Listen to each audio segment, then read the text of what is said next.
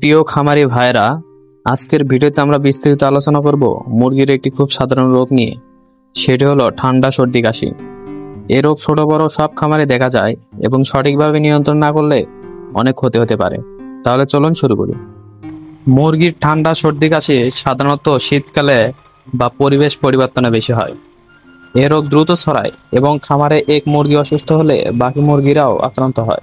মুরগির ঠান্ডা ও সর্দি কাশির জন্য মুরগি যে ধরনের ক্ষতি হয়ে থাকে তা হলো খাদ্য গ্রহণ কমে যায়, বর্ধনশীলতা কমে যায়, ডিম উৎপাদন কমে যায়, শ্বাসকষ্ট হয়, সংক্রমণ রোগ ছড়িয়ে পড়ে, মৃত্যুহার বাড়ে এবং অর্থনৈতিক ক্ষতি হয়। মুরগির এই রোগের যে লক্ষণগুলো তা হলো মুরগি বারবার হাসি ও কাশির মতো শব্দ করে, শ্বাস নিতে কষ্ট হয়, হাঁপানির মতো শব্দ করে, মুরগির চোখ নাক দিয়ে পানি পড়ে এবং মুরগি খুব কম হারে খাবার খায়। মুরগির ঠান্ডা সর্দি কাশির চিকিৎসার কার্যকর কিছু ওষুধ হলো রেনামাইসিন, টাইলোসিন, ডক্সিসাইক্লিন এবং ভিটামিন ও সাপ্লিমেন্ট।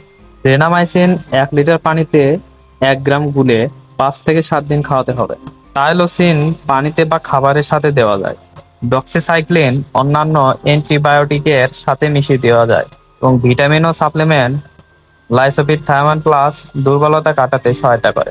প্রিয় খামারি ভাইয়েরা, মুরগির ঠান্ডা সর্দি কাশির প্রতিরোধের উপায় খামারে ঠান্ডা বাতাস ঢুকতে না দেওয়া, লিটার সবসময় শুকনো রাখা, পর্যাপ্ত আলো বাতাস নিশ্চিত করা, হঠাৎ তাপমাত্রা পরিবর্তন না ঘটানো। মুরগির ঠান্ডা সর্দি কাশির লক্ষণ দেখলে দ্রুত ব্যবস্থা নিন। কখনো ডাক্তার ছাড়া অতিরিক্ত ওষুধ ব্যবহার করবেন না। সবসময় পানি ও খাবারের ডোজ সঠিকভাবে মাপুন।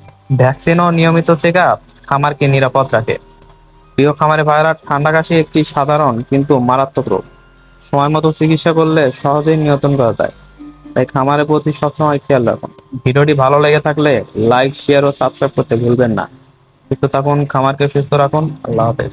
প্রতিনিয়ত আমাদের এই চ্যানেলটিতে মুরগি সম্পর্কিত তথ্য পেতে আমাদের পাশেই থাকুন।